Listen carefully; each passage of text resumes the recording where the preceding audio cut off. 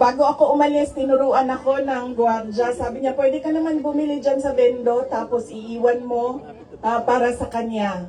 So sabi ko, Papa, anong gusto mo dito? Sabi niya, Coke Zero lang. So bumili akong 4 na Coke Zero, iniwan ko sa kanya.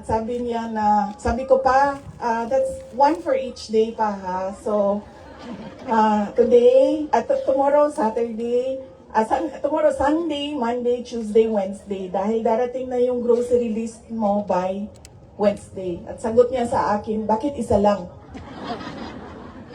Sabi naman nung gwardiya, sabi niya, he has to have at least 2 because he already drank upstairs 1 Coke Zero. Laban lang. And then sabi ko, sige pa, sabi ko, babalik naman ako sa Lunes. Sabi ko, 2 bukas, Sunday, and 2 sa Monday. Tapos, i-replenish ko na lang yung Coke Zero mo. Sabi ko sa kanya, alam mo pa, sinasabi sa iyo ng doktor, maglakad ka daw. Huwag kang nakaupo lang sa kwarto mo. Tapos, sabi ko, pwede ka naman, allowed kayo na lumabas dyan. Sabihan niyo lang ang gwardiya. Sabi niya, ayoko maglakad sa labas kasi baka didiretso ako sa gate at umalis sa lugar na ito.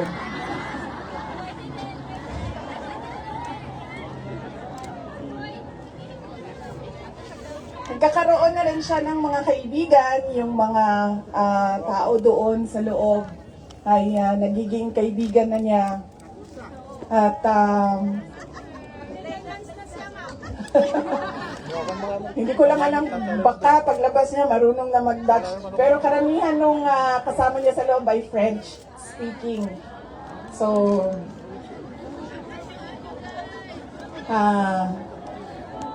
baka paglabas niya, no, di na kay kamao magbinisaya, tingala tama.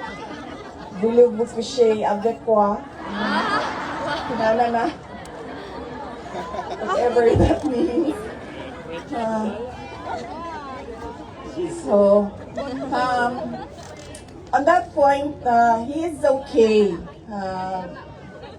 Okay naman siya. Pero as a lawyer, kasi alam niya yung batas eh. Alam niya kung anong nangyayari. Kaya medyo persuasive siya. And lagi niyang inuulit-ulit kung ano yung kailangan gawin para sa kanyang kaso. At lagi siyang magtatanong ng timelines dahil alam naman natin sa korte ay medyo may kabagalan. Diba? Magsasagutan, ang prosecution, ang defense, maraming mga papel na kailangan ipasok at antayin ang oras. Kaya siya din ay insistent sa mga timelines niya. Pero ang sinasabi niya lagi, alam niya na mali ang ginawa. And at to the very minute na tinulak siya paakyat ng eroplano, ilang beses niya sinabi na I want to be tried in a Filipino court before a Filipino judge and a Filipino prosecutor. Because he knew that number 1, wala talagang basihan yung kaso. 43 counts of murder ang sinasabi nila na thousands. Totoo yan, ma'am.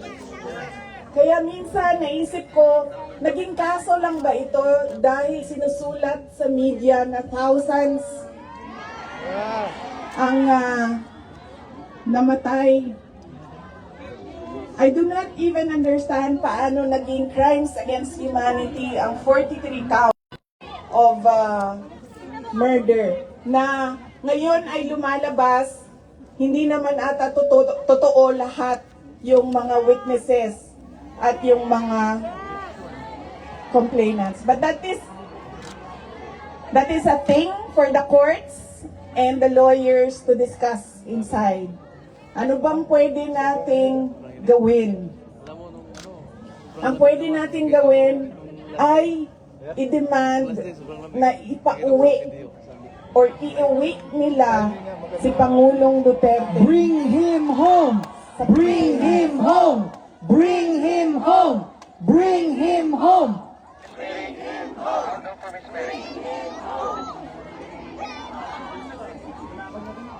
Dahil yun din ang gusto niya. Araw-araw na nandun ako, sa mga araw na nandoon ako, isa yan sa paulit-ulit niyang sinasabi, kailan mo ako mapalabas dito dahil darating ang eleksyon, mag-mayor pa ako ng syudad ng Davao. Bring him home! Bring him home! Bring him home!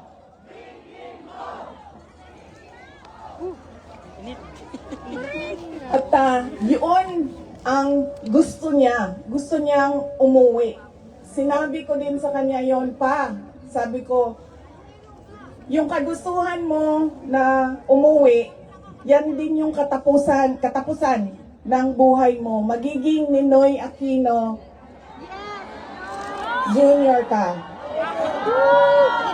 At sinabi niya sa akin, sabi niya, kung ganyan ang kapalaran ko, then so be it. Basta lang mauwi ako sa Pilipinas.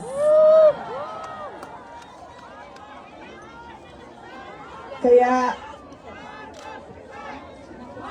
meron man ako worry para sa kanyang safety and security, pero lagi niyang inuulit-ulit talaga, ibalik niyo ako sa Pilipinas.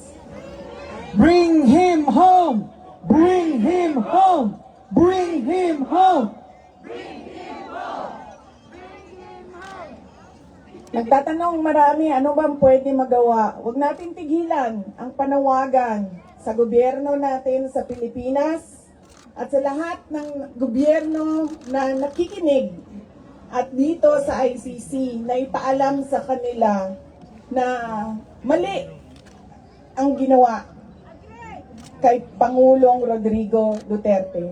At paano ba itama yon? Ibalik nyo lang siya sa Pilipinas. Ituloy nyo lang yung kaso, walang problema. Ibalik nyo lang siya. Bring him home! Bring him home! Bring him home! Okay na mo sa init? Ako dili.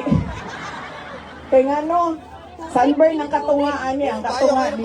Payong! Okay lang. Umbrella! Umbrella kay BP! Bigyan niyo ng tubig, siguro. Hindi, okay lang. Ayaw siya tubig! Ready ang sunblock din ni Doble. Hinday! Lalo ba? Okay lang, sir. Kaya hindi nila makita na ako ang mata kung magkalo ka. Oo. Okay? O sa pabay, ano pa ang pwede nating gawin?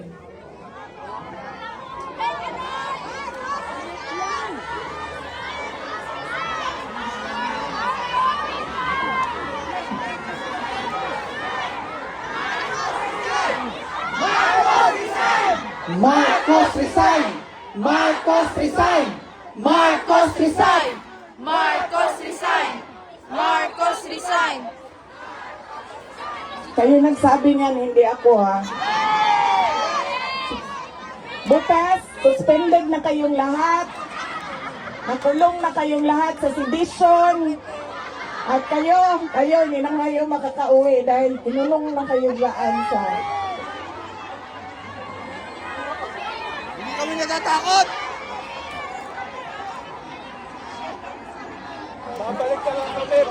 Hindi kami takot!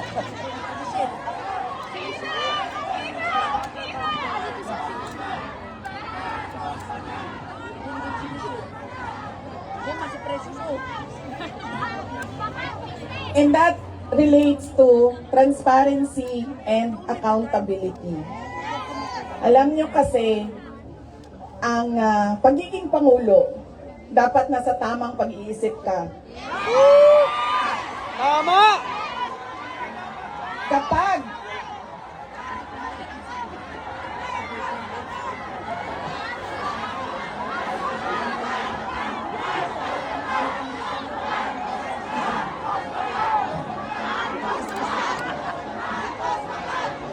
Dahil nasa mga pulisiya mo at desisyon mo ang kinabukasan ng kabataan at ng bansa.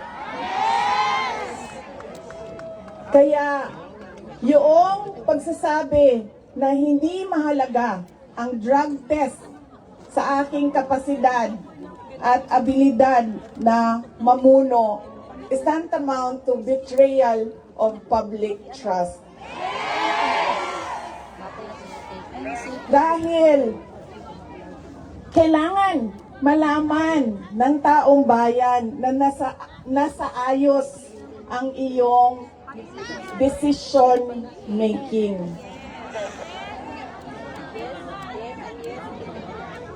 Kaya hindi lang naman natin pwede sabihin, Marcos resign. Bakit ba kailangan resign? Dahil hindi mo pinapakita sa taong bayan na maayos kang mag-isip at kaya mo ang mamuno.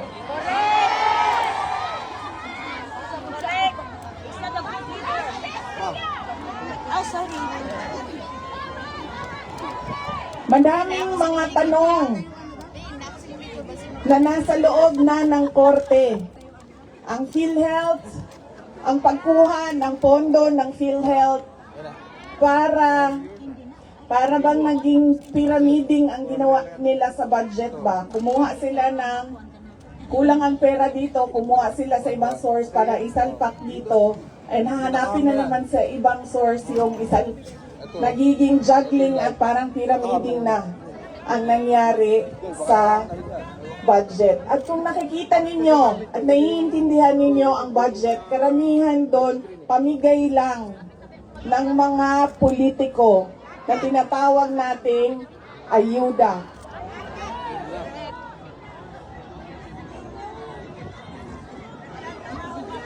Tumakbo kami sa plataforma ng unity at continuity. Continuity, kasali na doon ang big ticket projects o mga build projects ni Pangulong Duterte. Pero wala kayong nakikita ngayon na development projects. Dahil lahat yon ay nakatago sa mga proyekto na pamigay o nandoon lang sa bulsa ng kontraktor at ng politiko na gumawa kuno ng project.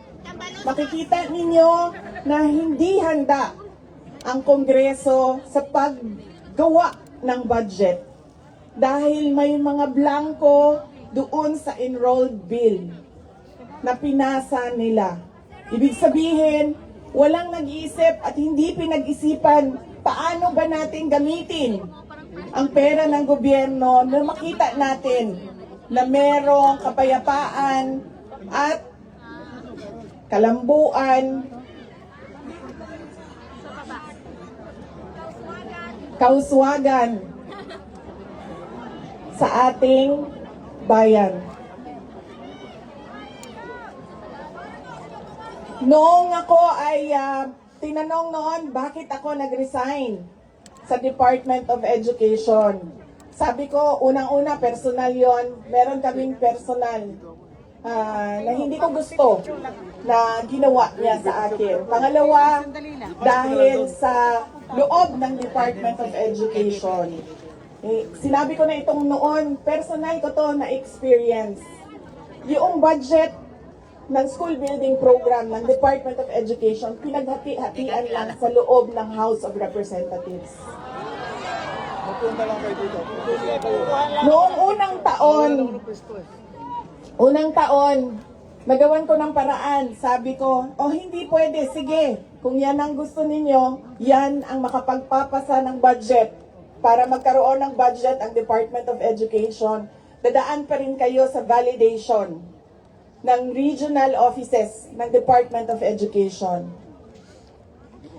Pag sunod na taon, naisipan na nila kung ano ang gagawin nila at hindi nila ma-deny ito dahil nakikita ninyo sa papel.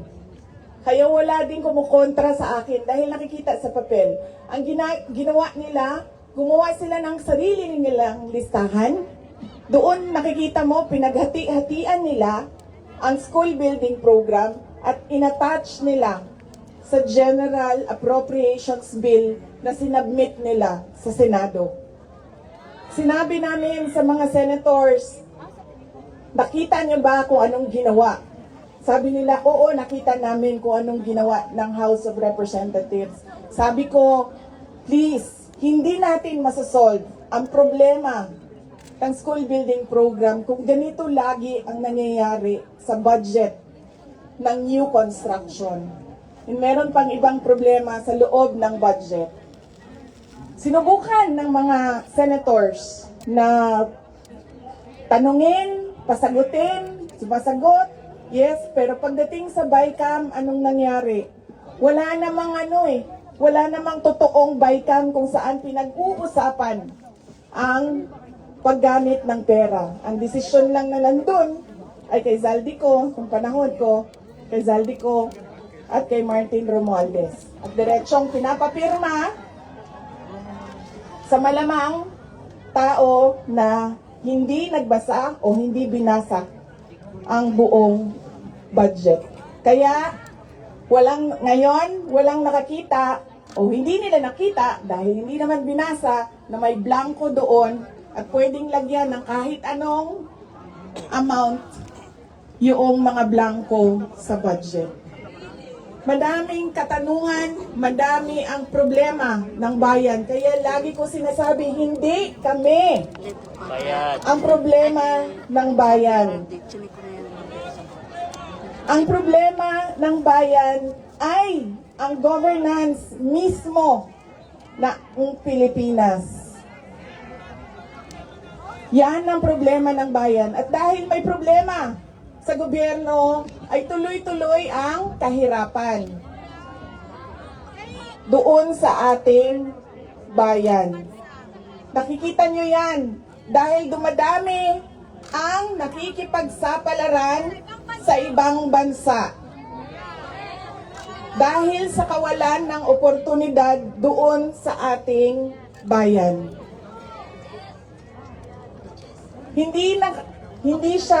We should not be proud that we are exporting our countrymen, our workforce abroad. Dahil, wow, ang daming dollars na pumapasok sa Pilipinas dahil sa padala. Hindi yan siya nakakatuwa. Dahil ang isang bansa, dapat meron siyang oportunidad na binibigay sa kanyang mamamayan. Hindi lang yan. Decent housing, peace and order, quality healthcare. Nakikita nyo yan dito sa mga bansa kung saan kayo. At kaya kayo nandito dahil hindi niyo yan nakikita doon. And apparently, tayo lang yung nakakakita, yung nakaupo doon, hindi nila nakikita. Nakikita nila, pasok.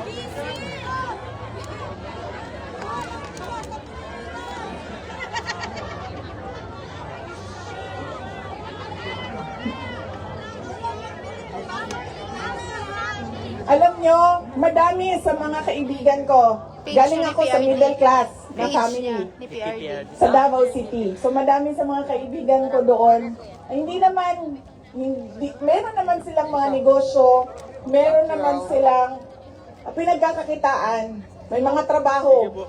Pero ilan na rin ang nagsabi sa akin, mga professionals ito, ilan na rin ang nagsabi sa akin, wala na rin talaga kaming nakikita. Parang gusto na namin lumipat na lang sa ibang bansa para sa mga anak namin.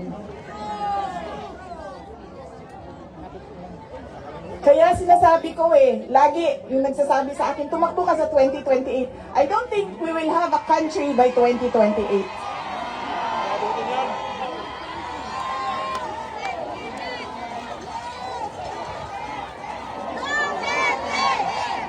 Duterte! Duterte! Duterte!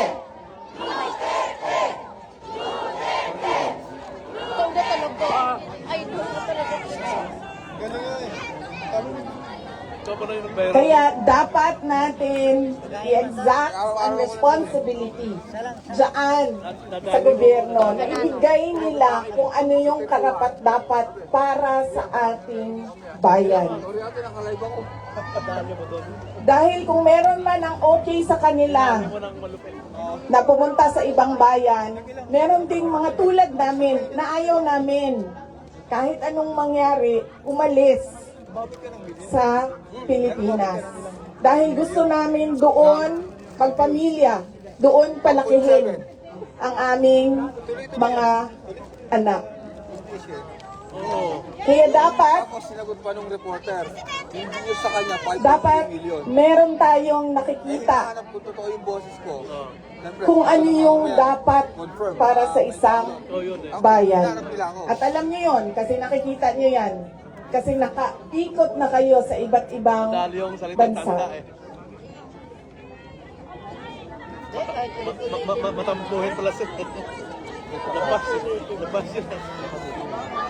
Ano ang gagawin? Patuloy na ipanawagan sa lahat ng nakikinig na iuwi ninyo si Pangulong Duterte sa Pilipinas. Bring home! Bring him home! Bring him home! Bring him home! At pangalawa, patuloy natin na hingiin sa gobyerno, sa administrasyon na ibigay ninyo ang serbisyo at kaunlaran na karapat-dapat para sa mga Pilipino at para sa Pilipinas. Bakit kasi ginamit ko kaya Kapicture? Oh, yes. Ako pa ba?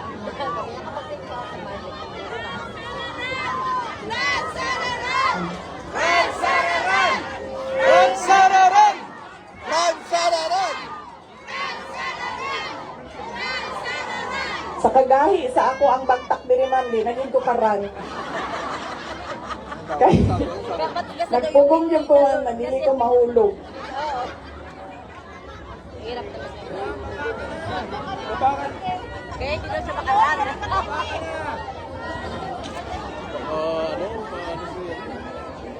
Yung akin pong mga pagpapasalamat. Una po, kanina meron na akong mga pagpapasalamat opening sa Diyos, sa ating host government, sa police, sa local police.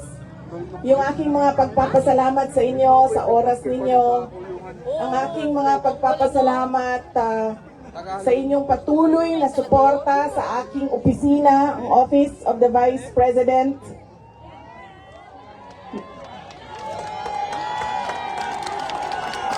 Inday Sara Duterte! Inday Sara Duterte! Inday Sara Duterte!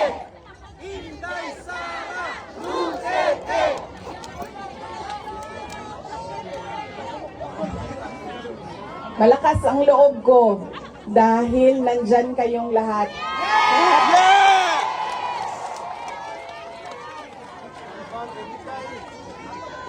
Kanina noong papasok ako dito, marami ang nagsabi, be strong, be courageous.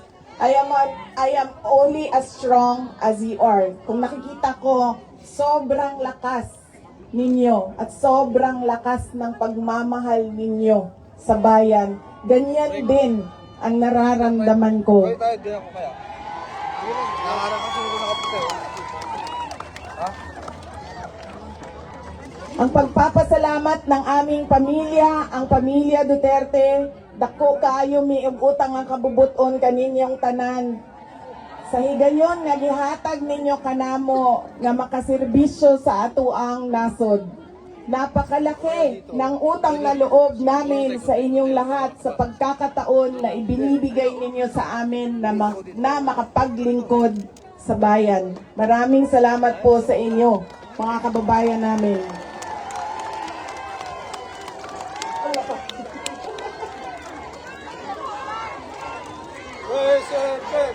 Duterte! Duterte! Duterte! Duterte! Huwag ninyong kalimutan, ayaw ninyong kalimti ang kausa. Huwag ninyong kalimutan ang laban. What is our cause? Our cause is for our country. Ang laban na ito ay para sa bayan. Mga kababayan,